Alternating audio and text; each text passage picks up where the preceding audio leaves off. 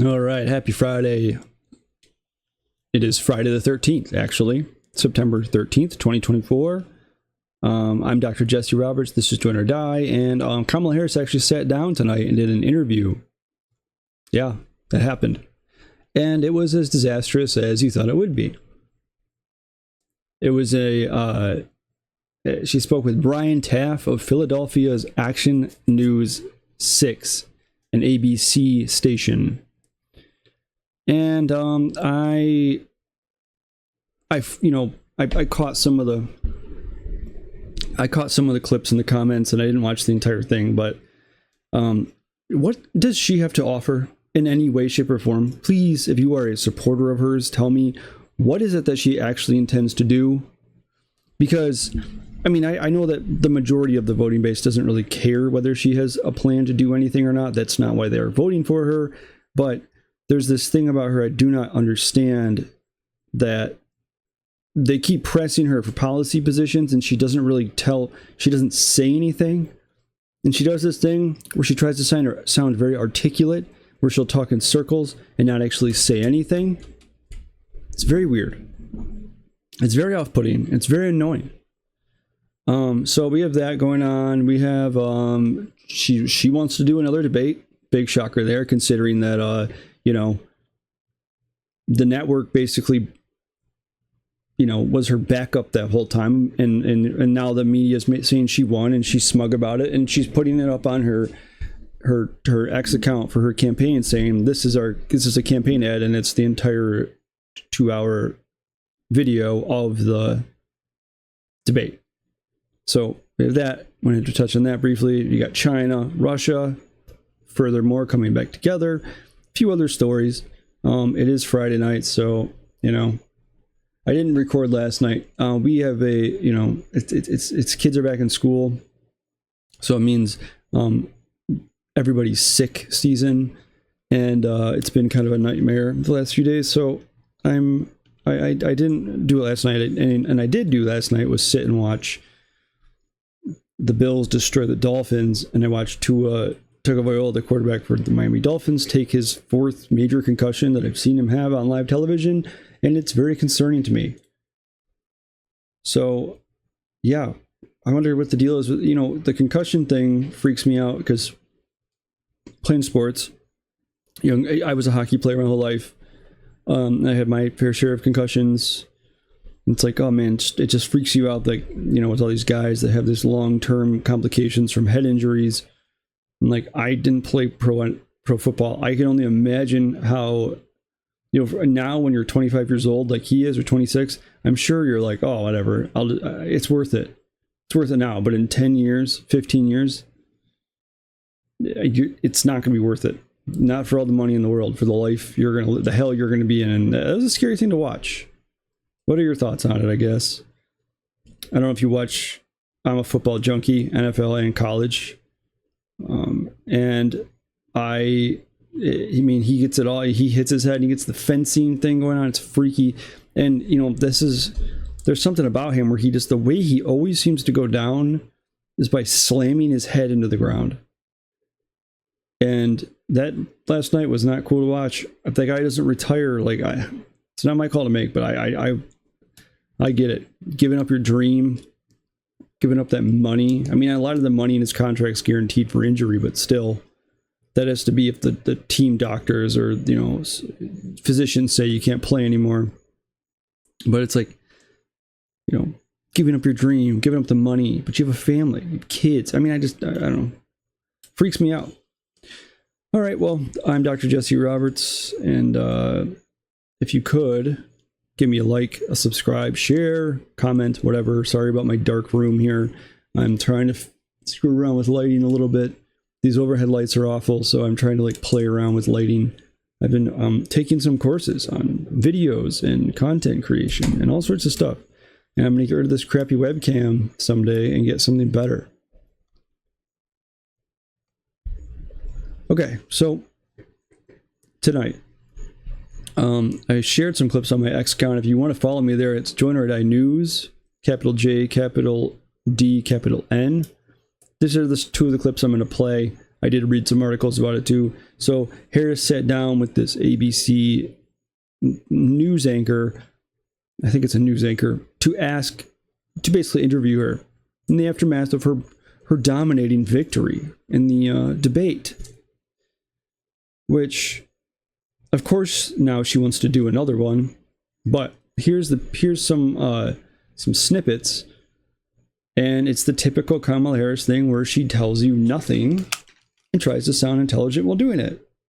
Look, we don't have enough housing in America. We have a housing supply shortage. And what that means, in particular for so many younger Americans, the American dream is elusive. It's just actually not attainable. Look, we don't have enough housing in America. Not attainable. Okay. So that's the first clip. This one's a little bit longer, minute and a half. Talk about bringing down prices and making life more affordable for people. Yeah. What are one or two specific things you have in mind for that? Well, I'll start with this. I grew up a middle-class kid. My mother raised my sister and me. She worked very hard. She was able to finally save up enough money to buy our first house when I was a teenager. I grew up in a community of hardworking people, you know, construction workers and nurses and teachers. And I try to explain to some people who may not have had the same experience, you know, but a lot of people will relate to this.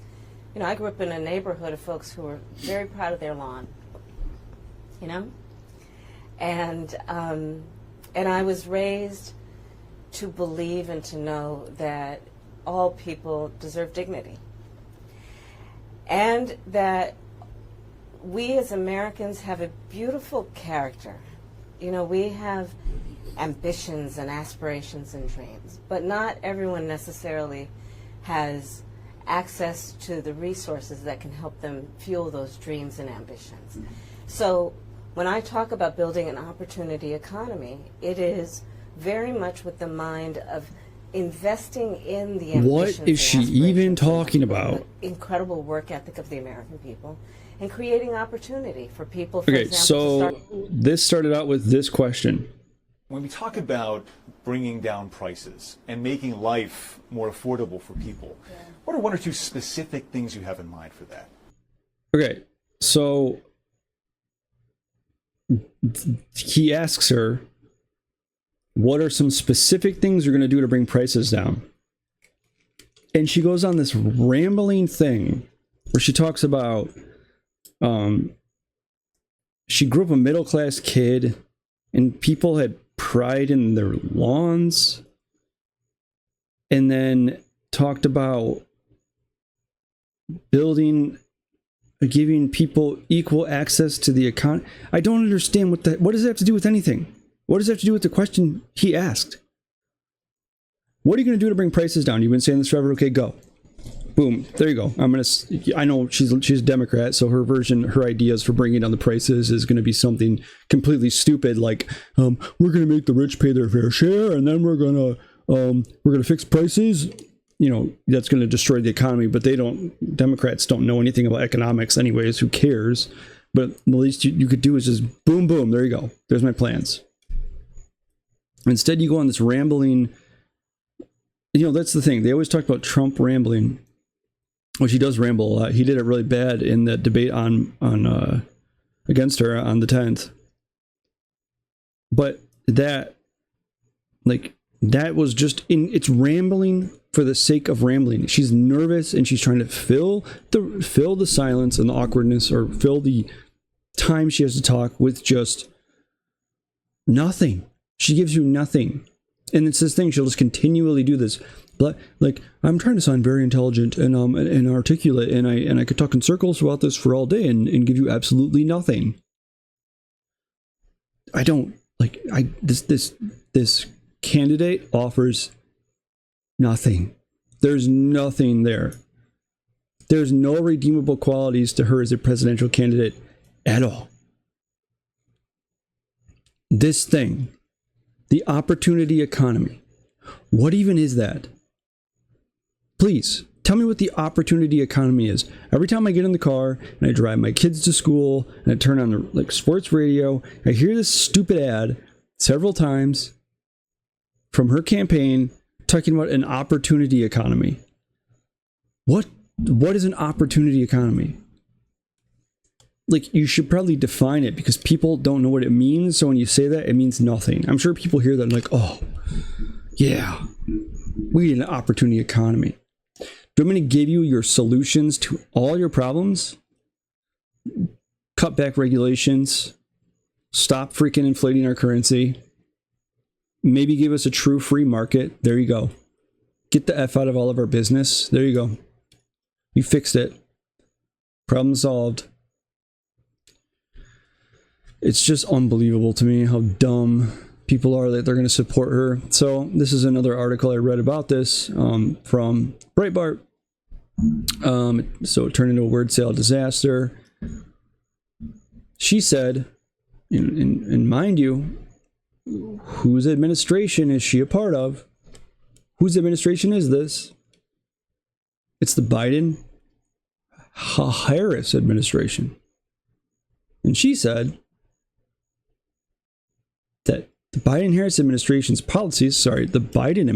policies are not fit for the 21st century. She has a fresh approach with new ideas for the current moment. I wonder if there are one or two spots, policy areas, or approaches where you would say I'm a different person from Joe Biden. The interviewer asked, my approach is about new ideas, new policies that are directed at the current moment. And also, to be very honest with you, my focus is very much on what we need to do over the next 10, 20 years to catch up to the 21st century. What does that mean? I'm obviously not Joe Biden, and I offer a new generation of leadership. Oh yeah, she's just so young and so just bright-eyed.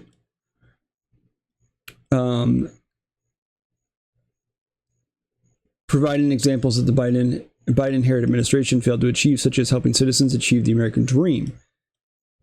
So, and for example, thinking about developing and creating an opportunity economy where it's about investing in areas that really need a lot of work. Maybe focusing on again the aspirations and the dreams, but also just recognizing that at this moment in time, some stuff we could take for granted years ago, we can't take for granted anymore. For example, another plan that I have is a new approach to expand the child tax credit to $6,000 for young families. This is just a stolen policy, and this is the only thing that they ever rail on. And then, how are you going to bring down prices? And then she talked about how she was a middle-class kid. She grew up in a middle-class family. I, based on experience, any lived experience, know in my heart and know in my soul, I know that the vast majority of us as Americans have so much more in common than what separates us. This is when they're asking him about how can she appeal to Trump voters, Trump supporters. I believe that I'm accurate in knowing what most Americans want a leader who brings us together as Americans, not someone who professes to be a leader who is trying to have us point fingers at each other. Let's bring everybody together. What a load of crap, dude. Harris lastly said she wants to ban guns. I feel strongly that it is consistent with the Second Amendment and your right to own a gun to say that we need an assault weapons ban. They're literally tools of war. Then she said we're not taking anyone's guns away. Okay, what's an assault weapon? Can somebody please answer that for me? Anything you assault somebody with is that word. I know this is a common trope when talking about Democrats. They don't know anything about guns. But she's a gun owner, remember? She said that. She's a gun owner. Her and Tim Walz are gun owners. Trump should have said, what guns do you own? But Trump doesn't probably know anything about guns either. You know, one thing he said about his sons, Trump said about his sons, was that they're into hunting and they know a lot about guns, and it's just something he admires in them.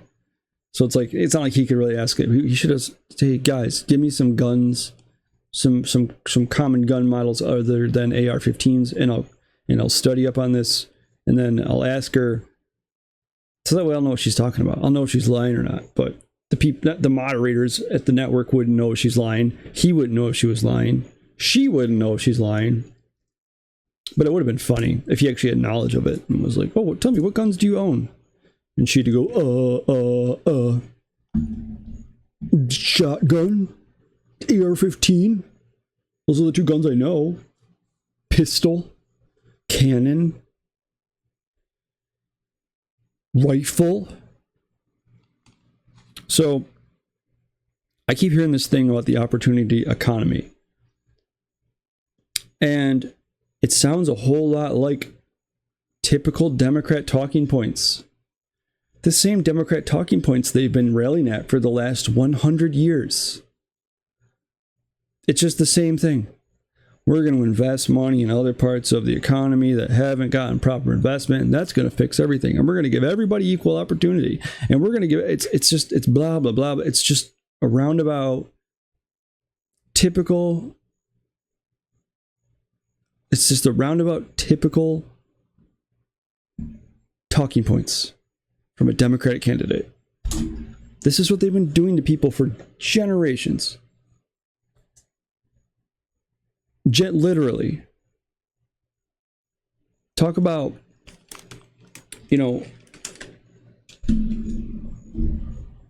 talk to people that have lived in inner cities their whole lives and who they voted Democrat their whole lives.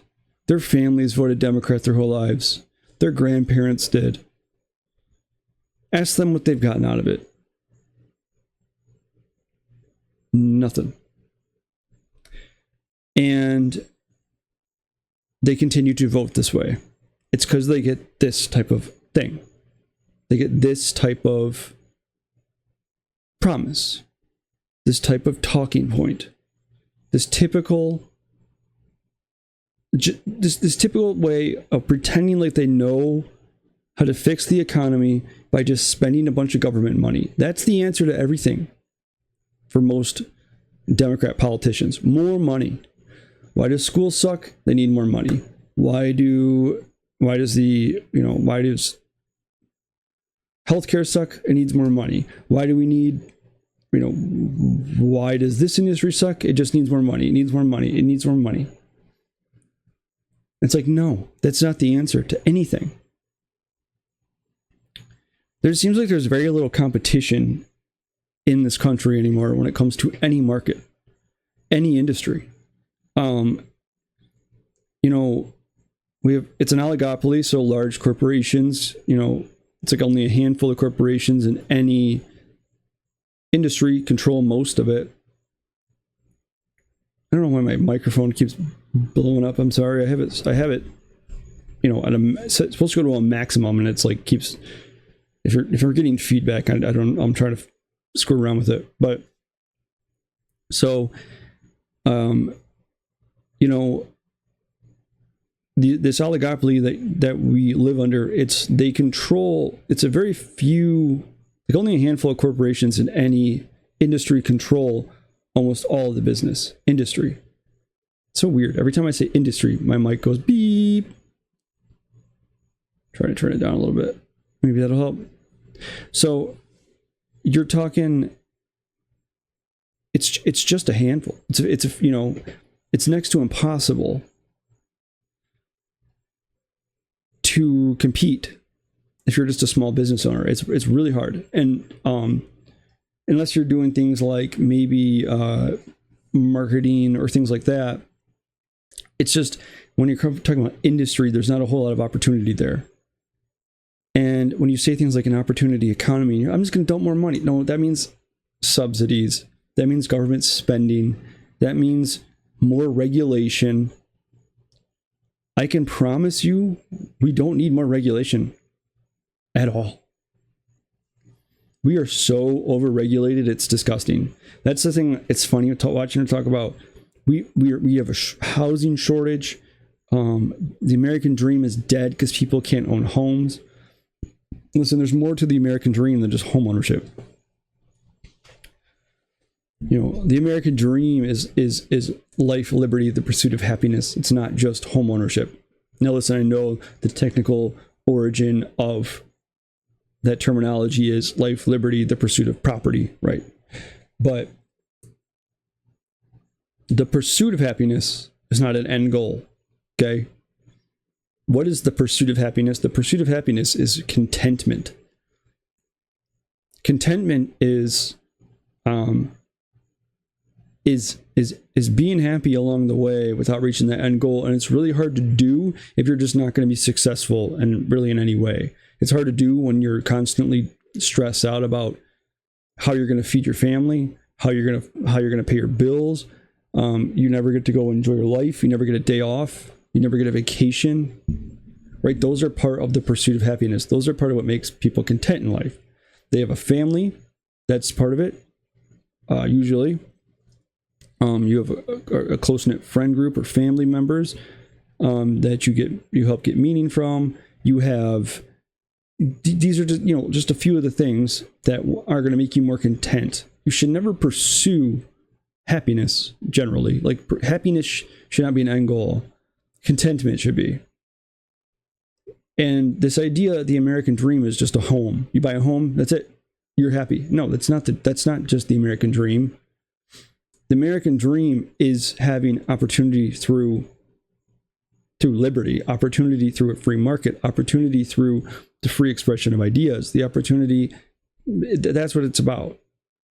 And you're talking about young people won't be able to own homes. Correct. It's unobtainable. I tried to buy a house. So I just graduated with my PhD. I'm starting to kind of like make money and, getting my life together. And I'm like, okay, I'll try to buy a house. Yeah, good luck. Good luck affording one. And you know what? Good luck renting a house right now. Okay, like it's not. There's nothing the government can do to fix that. They can't fix rent prices. They can't fix housing prices. They can't just dump money. They can't just subsidize. They can't just give you tax credits. It's not going to make a difference. Because what they're going to do is they're still going to print billions of dollars and ship it off to foreign wars. They're still going to print billions of dollars, trillions of dollars, and dump it into who knows what bureaucracy. And that's not going to solve any of your problems. It's not even remotely the solution. The opposite's the solution. That's what's going to make things more expensive. This opportunity economy thing is a joke. It's completely dumb. Because it's coming from a Democrat. It's just a typical Democrat talking point. We're going to invest money. We need to come into the 21st century, okay? We're behind. How? What are you going to do to roll us up into the 21st century? Give us actual concrete details. Not this. Not whatever this is that you're doing. Oh, it's so exhausting. It's so dumb. I don't get people that can support this crap. I don't. I guess what baffles me about Democrats, listen, there's plenty of MAGA people out there that are like it's like this Trump cult thing. It's like people need to pump the brakes and not be so he could do no wrong, obsessed with them. There's lots of people out there like that. I agree. Okay. But the thing about the Democrat voters and the Kamala Harris supporters, and they were Biden supporters, as of a few months ago, and before that, they're whatever it is, they're always very, very they're like these dogmatic, diehard religious people. They follow their Democrat religion. Okay, that's what it is. And like, it doesn't matter. They can see in real time that none of these policies actually work. Things are terrible, and they always are under these like Democrat. In the 90s under Clinton, sure, things seemed good on the surface, but they ended up becoming bad because of policies. But overall, years under Democrat leadership, like, that stuff doesn't work. The policies don't work. People tend to reject it after the fact too. Right? They rejected Al Gore. They voted in Bush. They rejected Obama by voting, not voting for Clinton, voting for Trump. They're rejecting. Their stuff doesn't work. People are fed up because they're getting lied to. They're getting lied to by these people that come in. We're gonna end the wars, and we're gonna we're going to rebuild this country and we're going to make it fair and equal for everybody and everybody's going to be happy. And then none of that works. But they're the most stringent, diehard, just their commitment to their party is unbelievable to me. And doesn't matter how stupid a policy is, it's the greatest thing in the world if you're a Democrat supporter. Because you can't stray from the party. You can't stray from the religion that your political affiliation is. It's really weird to me. And like this. People are going to be like, wow, she's doing so great. She's talking about an opportunity economy. It means nothing. And you're talking about housing shortages. Okay, not only can you not afford a house, but if you try to build one, I haven't. Hell no, I'm not anywhere near that point. But I've known lots of people that have. I know how it is right now trying to build houses. I know what it's like for really any industry. We're so overregulated. First of all, materials are ungodly expensive, and every industry is so hyper regulated that you get bogged down in everything. It's like, you want to solve your housing shortage problem? I know. Let's cut the bureaucracy. Let's cut the government spending, cut the inflation. Then maybe things will be affordable for people. It's just a thought. She offers nothing, man. Nothing. So it's interesting because after the debate, and now she was the clear winner according to mainstream media. It's really interesting how both sides think that their side won. I've seen every right-wing pundit, conservative, podcasters, etc. say he won. Then I see that with the left, mainstream media, everybody else, she won. I don't think anybody won. I think that debate was a joke. I do think that, she came out somewhat ahead because she didn't look overtly terrible. And it's because she got under his skin. She rattled him. She knew what to say to push his buttons. She knew to go after his ego. But there was no real wins from either side in that thing. It was a joke. And it was so unbelievably biased. The moderators and the network and the rules. And, they didn't push her on anything. Even people I know that are pretty left, like that I listen to, or even like some like local radio people that are generally pretty lefty, were saying like, you got to admit that they did not push her. They did not push her nearly as hard as they pushed him. But they also said, well, yeah, but they also let him talk over her more. Well, of course they did. That makes him look bad. If he's trying to bully her by talking over her, that's a negative thing to most people. And it's certainly negative to the type of people they're trying to cater to.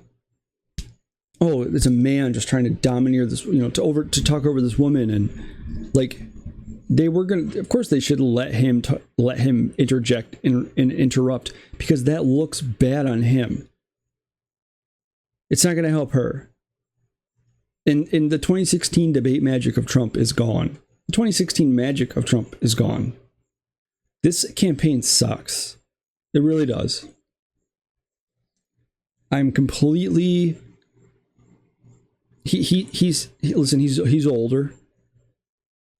But he seems completely sapped of energy, and I'm sure nearly taking a bullet to your... I'm sure knocking on death's door did something to him. He probably has PTSD. He probably can't sleep. And that's a horrible thing for a human being to have to go through that. All because he tried to run for the presidency. And Kamala Harris, who's sitting there talking about, I'm going to unify the country, was like right there pressing divisive rhetoric that actively led to somebody to do something like that. Whether you think the politicians did it or not, for 8 years, all we've heard about is Donald Trump is the biggest threat to democracy, the biggest threat to liberty, the biggest threat to the future of this country. He's, think of all the stuff you've heard about the guy, and you're going to say, oh, we don't know why somebody would do that. Really? Because a lot of these Democrat supporters are some of the dumbest people I know, and they believe a lot of this stuff. They flat out believe, like, the dictator stuff. He wants to be a dictator. He said it. Really? He was president before. You do realize this. So of course they're, and like, those are the kind of people that are shaking in their boot. Oh, we can't have this. He's too scary. He's going to put us in camps. He's going to lock up journalists. He's going to attack his he's going to legally go after his political opponents. Oh, you mean like the Democrats did? Huh. This unity crap. But so anyways, with him, he just seems completely weary, and he almost just seems like he like doesn't even want to win, because he probably doesn't. What do you think? How do you think it feels to be him? Is this worth it? Whether you like the guy or not, he's not doing this because he's just power hungry. The guy was one of the most popular celebrities in the world. Left and righty, left wing and right wing people loved him. He was he's a billionaire, whether you believe that or not. He at least was hundreds of millions in air. Okay, he had more than enough money to live comfortably and happily for the rest of his life. People his whole life had been pressing him to run for the presidency, and he said no. He said it would have to be a pretty desperate situation for me to do so, and he did, and he won. And thereafter, they look at what they did to him. They made up BS to get him to go after him for impeachments. Then they did whatever they could to win in 2020. I'm not going down that road, but lots of things were done. Sure seems like. Then when he gets out of office, the legal system, they're weaponizing the DOJ to go after him. They're trying to take all his money. I mean, like, imagine what that does to you. Like, whoa, screw this. This is not worth it. Like, I'm going to be 80 years old. I have a family. I have kids. I have grandkids. What am I doing this for? I'm doing this, like, for the people. The very people are trying to take me down. Like, the country they live in. I'm trying to do it to fix that country. I'm trying to do it for the people that have been completely ignored and only pandered to. If that's the way you say that. I was pandered to. I don't know if that's the way you say it, but who cares? And then it's like, dude, think about that. You're probably exhausted. I get it. But that's the thing. This campaign feels flat. That energy's not there. He seems more like an establishment politician. He's up there like talking about tariffs and talking about Israel and talking. It's just none of that's there. The appeal was, we're going to drain the swamp. We're going to take down the establishment. We're going to take down the administrative state. We're going to, like, that was the appeal. That's gone. He's not talking about that at all. Gee, I mean, I wonder why, because what did the administrative state likely try to do to him, or what did the deep state likely try to do to him? I mean, in every way. But this campaign sucks. They both suck. And she's awful. I don't understand how people can support her. I don't get it. It's really depressing. And so, the debate happens, and he is declared, she's declared the winner by the mainstream media. Like I said earlier, she's pinning that to their or her social media team is pinning it to her profile on X, saying this is our 2-hour commercial. Like somehow, like, she blew him out of the water. Like, do you realize it doesn't matter? You do not see what happened on both sides of the aisle, how people immediately said our side won. You pinning that is only there for your base to look at and go, we won. And the people on the Trump side will look at that and say, we won. Like, what are you doing that for? You smug, smarmy, elitist piece of crap. Like, that's the whole thing about this. It's like the Democrats they're so smug and elitist to me. Like, look at what's going on in Ohio. That whole situation just showed like, oh well, a city council member said things aren't that bad, and so the media says it's not that bad either. So piss off, Democrats say. But we don't need to listen to the people that actually live there. Why would we do that? But yeah, so she allegedly wins, okay? And then so she is pressing him now to do a second debate. They couldn't get her to do a debate. She was ardently refusing to do debates before, unless it was exactly on her terms. He agrees. And then, of course, the moderators jump in for her. Everybody's on her side. And they end up, now he's like, screw this, I'm not doing that again. Well, I want to do it, right? Well, okay, well, let's do it on our terms. No, I'm not going to do that. First of all, why is it that only the news networks get the right to do this?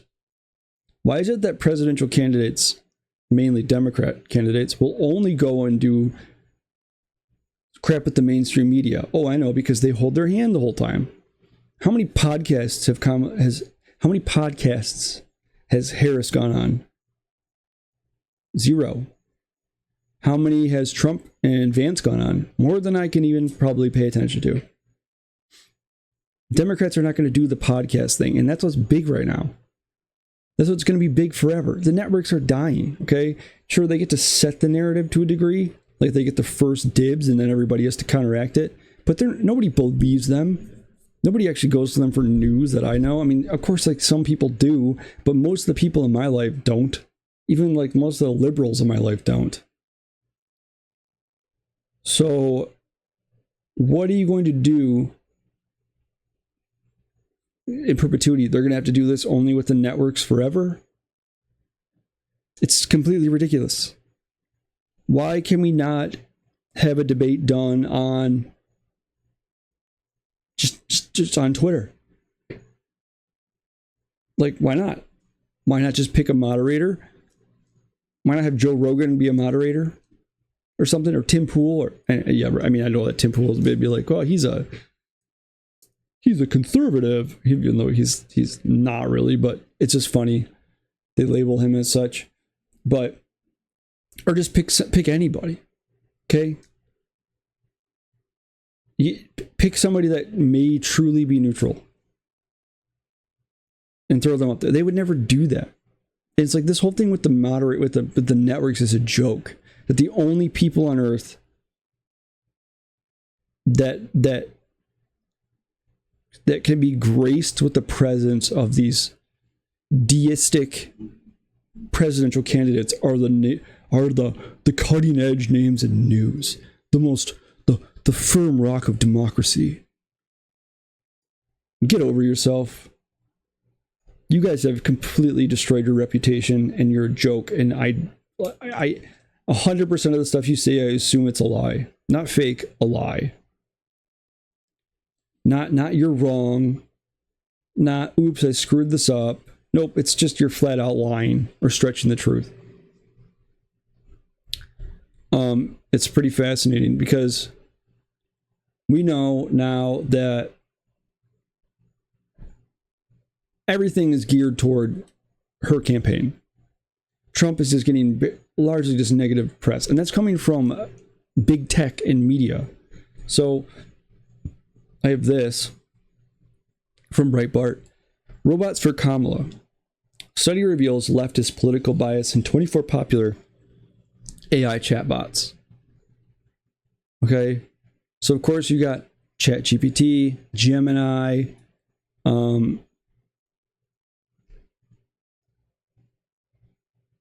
it says here that a study published in the academic journal PLOS One involved testing 24 different LLMs, so artificial intelligence learning modules or whatever, including popular chatbots like OpenAI's ChatGPT, Google's Gemini, Using 11 standard political questionnaires, such as the political compass test, the results show that the average political stance across all models was not neutral, but rather left-leaning. So, like it says here, remember what Gemini was like at the beginning. They had to shut it down because it was making like black World War II German soldiers and stuff. Let's see. I'm going to see if they list any other ones. But think about it. AI is everywhere right now. I use it all the time. It's amazing. As a historian and a researcher and a writer, just makes my life so much easier. There's even everything comes with an AI thing now. And like some of the word process or some of the PDF processors I use, like have AI that will it'll summarize the whole PDF for you. Like you can throw like a JSTOR article in there and it'll just be like, here's this. And then I'll go back and fact check it, but it's like, it's crazy. It's crazy this time we live in. AI is really awesome. It's this cool thing we have, but of course it's left leaning and everybody's using it. So it's like, well, yeah, now they're getting fed horse crap. It's amazing how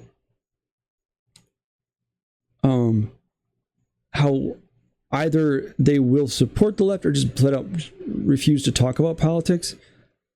I've been doing research on Richard Nixon, mainly just around that time, but the Vietnam War and stuff as a military historian and political I'm a military, political, and economic historian, so like just kind of researching that era. And it wouldn't answer questions pertaining to Nixon. It's like, sorry, I can't be political. But you could ask it, hey, would you support Harris? Or whatever. And it would give you reasons to support her. But when it comes to Trump, it wouldn't give you, it was crazy. It like wouldn't talk about a guy who hasn't been president since the 1970s because it didn't want to get too political. So, yeah, of course, you have AI chatbots on her side. And then there's another one here. So, James O'Keefe, so hidden camera guy. He sends his people out to do hidden camera shows. Or hidden camera interviews. I guess it's not really a show. It's not like Candid Camera or something. It's not like one of those type of things. But the Carbonaro effect. It's they do hidden camera interviews.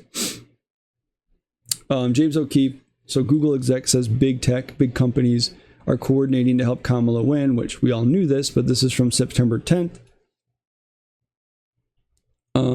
Because, of course, democracy is going to end. Google is a very liberal, progressive company. According to Google growth strategist Dakota Laser.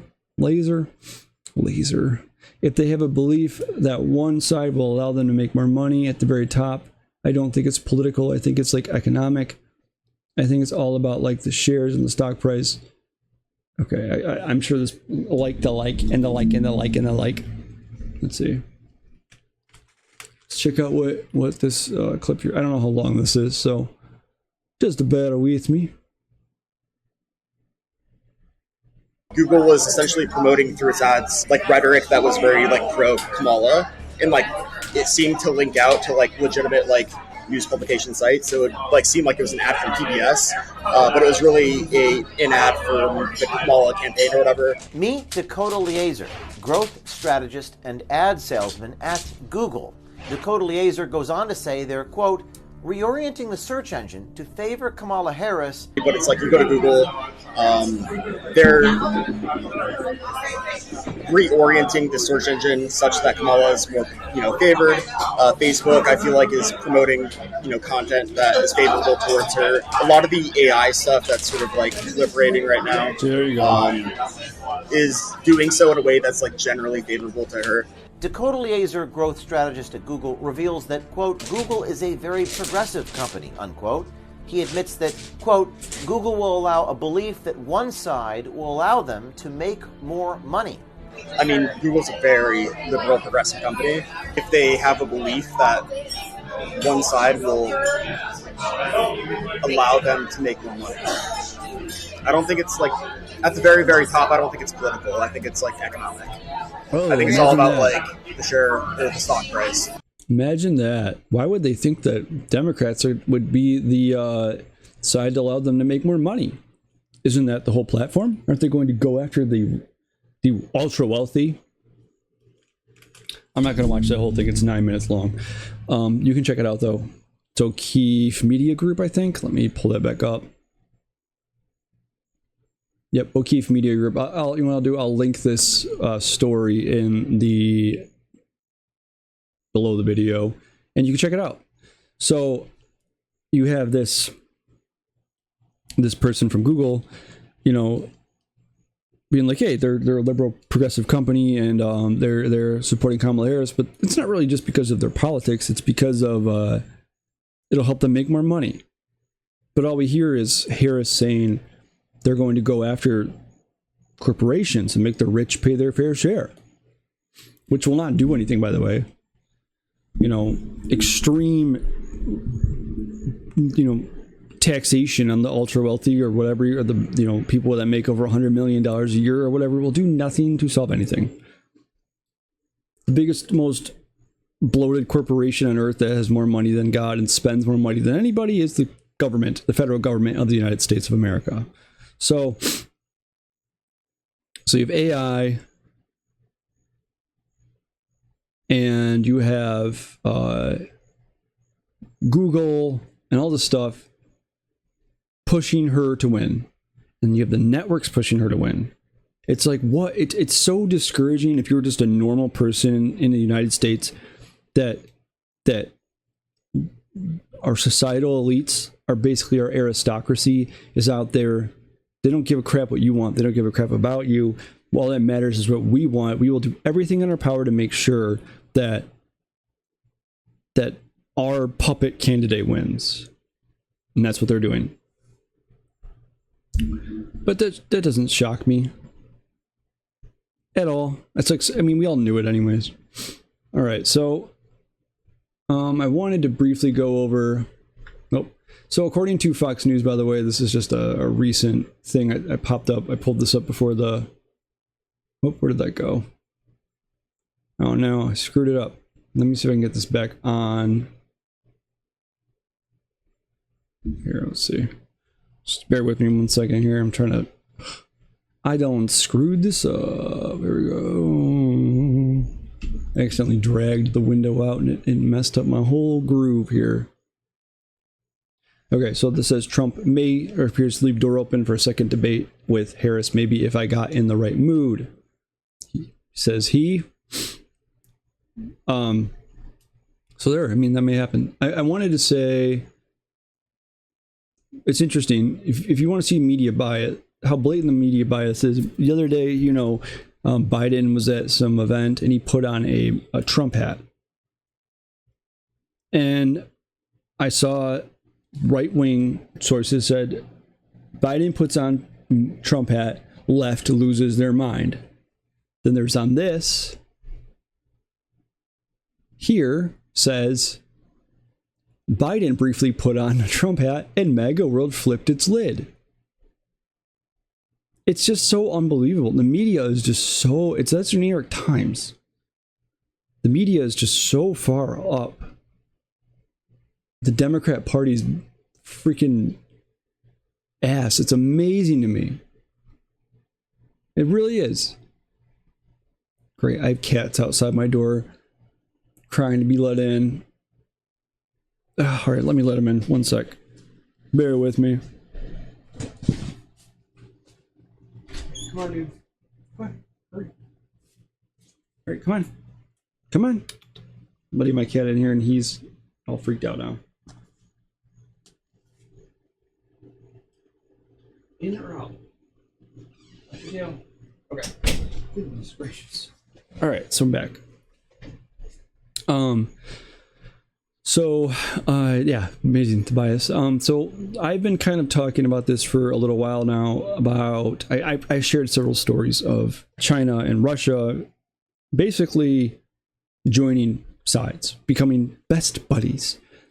And there have been multiple reports of Chinese and Russian planes flying near American airspace, or Chinese and Russian ships out on patrol together. And it's like, this is bad, okay? I am not of the impression they're going to invade the United States of America, okay?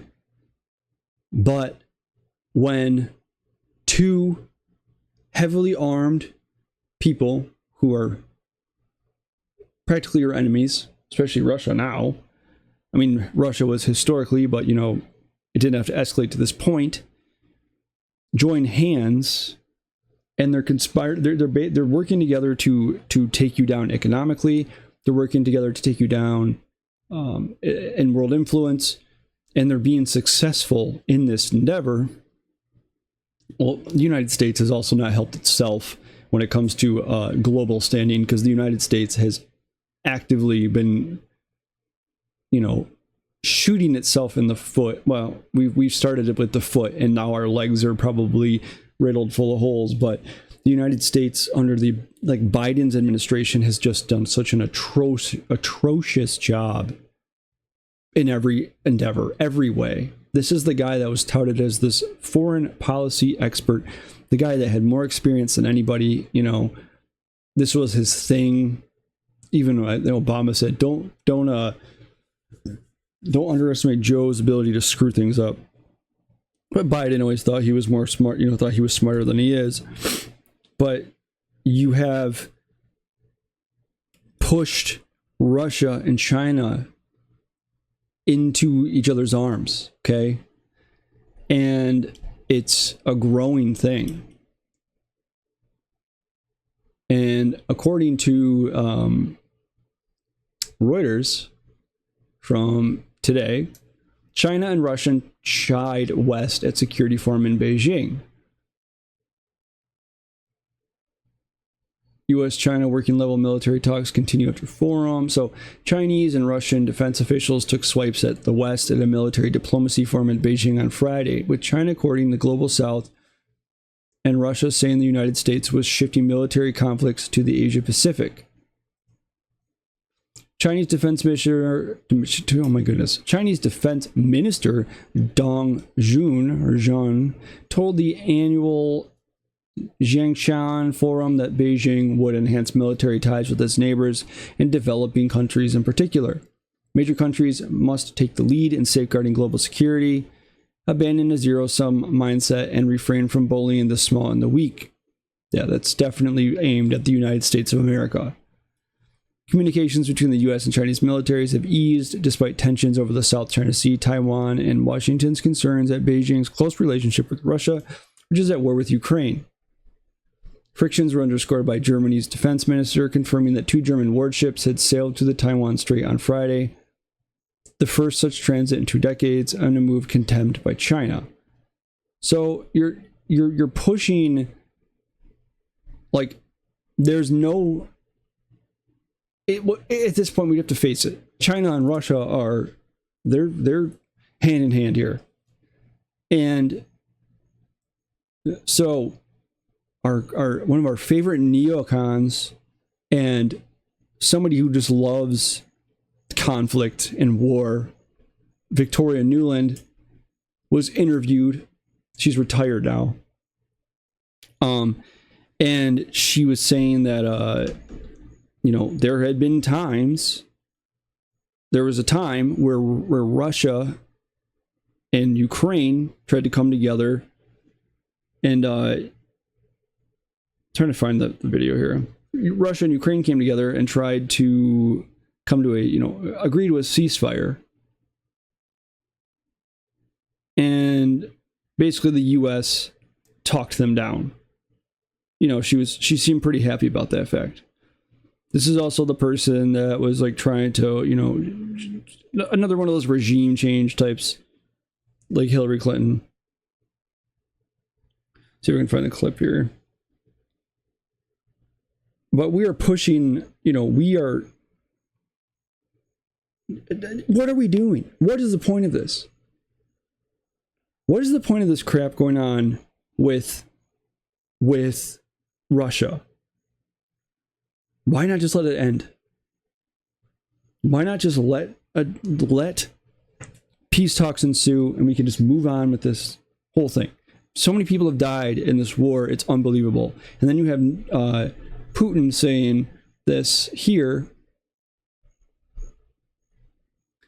allowing long-range missiles would equal direct involvement in the war, which is kind of something, Ukraine was always a bright red line. And yeah, here you go. I want to find that Victoria Nuland thing. I'll throw the link in the bio. You can check it out if you want, or in the description. You can check it out.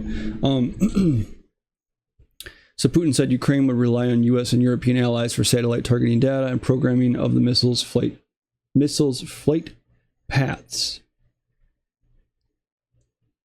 Does this shock anybody? It doesn't shock me that he would say this. I don't understand. I don't understand this. I don't understand what the end game is. I don't understand the point of all this. And people will freak out. What, you don't want them to win? You don't want Ukraine to win? I just don't want... war is the most pointless thing in the freaking world. It's so pointless. It's such a horrific and horrendous waste of potential in life and in the environment, in architecture. It's everything. It's such a pointless waste. Like this, in 100 years, people will look back on this conflict and go, "What the heck was the point of that?"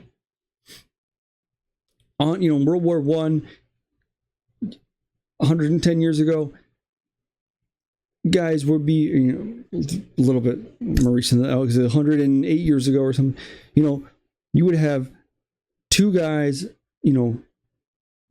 Let's say you're you're at Gallipoli, and it's during the offensive in Gallipoli, and what happened was the New Zealand troops basically had to hold this ridge, and they did so until they ran out of ammo, and then they're sitting there killing each other with fists and rocks. Why am I doing, it's not even, it's an enemy you know really nothing about, you don't know why you're there, and you look back on it now and you're like, wow, what a stupid waste. That's what war is, okay? And if it can be avoided, it needs to happen. And if we can get out of this, it needs to happen. But you have these people that don't have to fight in them being like, oh, whatever, we were going to make sure that didn't happen. Sick. So sick. And Putin will say this. He'll say, if you put these missiles here, it's in direct violation of, you're going to be just basically saying, okay, we're involved now. And people will continue to just take it too far and continue to step on toes. And there's no freaking point. And don't give me this thing where, well, he wants to conquer all of Europe, and he wants to take Poland, and then shut up. It's been what? Almost 3 years now. It's been 2.5 years. And we're still here. And this thing is not ended, and he has not taken Ukraine. Yeah, I'm sure he has his aim set on all of Europe. That's ever going to happen. This whole thing's it's very infuriating. It's very infuriating how we came to this point. Listen, our government has always liked to be the tough guy, and always liked to step on toes, and always liked to keep us at the brink of war since World War II, especially. But like this, the people running the show are so bad at it, so terrible at running everything. They're the ones that we have to hold the world's future in their hand. We have to put it in their hands, hoping that people that just constantly want to piss off potential enemies to continue to do. They want it. They want to just continue to piss these people off and push them to the brink of war and they don't even know why. Like, you know, after 9/11, George W. Bush had given several speeches and had come up with several policies. And in them, he talked about how anybody that dares threaten the dominance of the United States of America will be dealt with basically harshly. Like, you are not allowed to even build up a military to be on par with the United States of America. You're not allowed to do any of that stuff without risking retribution. Like, we will crush you. And it's very, like, it just, I don't understand the point. I don't understand why. I'll never understand why. And here we are, continuing down this road all these years later, and now we have pushed two groups of people together that we didn't want to, that we never should have. What are you doing? And yeah, here we are. Oh boy. Here we go. He's going to launch. All right, here. Do you want me to help you? There. There's a light on there. Oh boy. He's going to knock my light over. I'm about to get real dark in here. So, all right. Well, I guess I'll wrap that there. But my point on the whole Russia and China thing is, it's just, look at how terrible of a job the Biden-Harris administration has done with everything. And she's trying to distance herself from it. It's like she is the administration. She is this administration. Don't forget that. Tell everybody. Look at how terrible. Make a list of all the things they've done terrible. All the terrible things they've done, all the things they've done terribly. Make a list and just, like, look at this, look at this, look at this, look at this. That's what I said after, when she became the candidate and they would show all her rallies with all these people, and Republicans were, and the conservatives or whatever, the Trump supporters, I guess, were losing their minds, showing pictures of these rallies about how big it's like, stop sharing that. Just share all the freaking failures of the administration that she's a part of. That's how you're going to just do it. Oh, it's so infuriating. All right, well, I'm going to cut this video here. Y'all have a good night. I'll be back with you tomorrow. Lord willing, I'm not sick next. My wife is been pretty ill, and it's like, oh, great. It's coming around to me next. I should just hide in my office, sleep on the floor. Hazmat suit. When the kids go back to school, it's like the plague cometh, no matter what. And the kids will be sick 150 times this year. Oh, it's the worst. It's the worst, man. Kids are just germ factories. But you gotta love them. Can't live your life without them. Right? Right, kitty cat? He says yes. With this little weird Grover sound. Alright, well, I'm Dr. Jesse Roberts. This is Join or Die. Please like my video, subscribe to my channel, share it with people, help my channel grow. I am, like I said, I'm working on fixing my camera situation and my everything situation. I know it looks like I filmed this on a webcam back in like 2003. I promise I'm working on it. It's a bit time, things are a bit tight, so hopefully you like what I have to say. Have a good weekend. God bless, and have a good Saturday. I'll be back with you tomorrow.